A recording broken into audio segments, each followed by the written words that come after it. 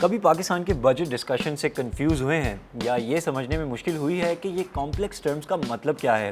آئیے بجٹ کی مشکل ٹرمینالوجی کو ایسے سمجھائیں کہ سب سمجھ سکیں، ایک گھر کے بجٹ کی مثال دے کر۔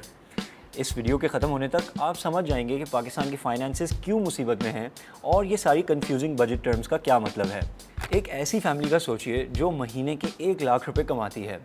ان کے منتھلی بجٹ کا سب سے بڑا حصہ تقریباً 40% سیدھا ڈیٹ سروسنگ میں چلا جاتا ہے۔ ڈیٹ سروسنگ یعنی پرانے قرضوں کا سود اور پرنسپل ادا کرنا۔ یہ بالکل ایسا ہے جیسے کوئی فیملی اتنی قرض میں ڈوبی ہوئی ہو کہ گروسری خریدنے سے پہلے ہی انہیں اپنے انکم کا سب سے بڑا حصہ بینک کو دینا پڑ رہا ہو۔ بائی دا وے، وہ اوریجنل قرض بھی نہیں اتار رہے، ان کے پاس اس کے لیے پیسے ہی نہیں ہیں، وہ صرف ان قرضوں پر سود ادا کر رہے ہیں۔ دوسرا سب سے بڑا خرچہ گھر کے لیے فل ٹائم سیکیورٹی گارڈ، جو ان کی انکم کا 20% اور کھا جاتا ہے۔ یہ ہے ڈیفنس ایکسپینڈیچر، ملٹری اور سیکیورٹی ریلیٹڈ سپینڈنگ۔ پھر ایک اور بڑا چنک ہے تقریباً 20% جو گھر کے امپلائیز کی سیلریز اور پینشن پیمنٹس میں جاتا ہے، جسے ہم بزرگ والدین اور ڈیپینڈنٹ رشتہ داروں کے منتھلی الاؤنسز سے کمپیئر کر سکتے ہیں۔ جیسے ہر گھر میں آپ کو اپنے کوک، ڈرائیور اور کلینر کو پیسے دینے پڑتے ہیں، اور بزرگ والدین کو ان کے میڈیکل بلز اور ڈیلی ایکسپنسز کے لیے پیسے دینے پڑتے ہیں۔ اصلی پرابلم یہ ہے، اس فیملی کو اپنا گھر چلانے کے لیے 1,60,000 روپے چاہیے، لیکن ان کی آمدنی جو اس مثال میں گورنمنٹ کی ٹوٹل ریونیوز جو وہ ٹیکس سے کلیکٹ کرتی ہے ان کو ریپرزینٹ کرتے ہیں، وہ صرف 1 لاکھ ہیں۔ ہر مہینے 60,000 روپے کم پڑ جاتے ہیں، جسے ہم بجٹ ڈیفیسٹ کہہ سکتے ہیں، جہاں ایکسپینڈیچر ریونیو سے زیادہ ہو۔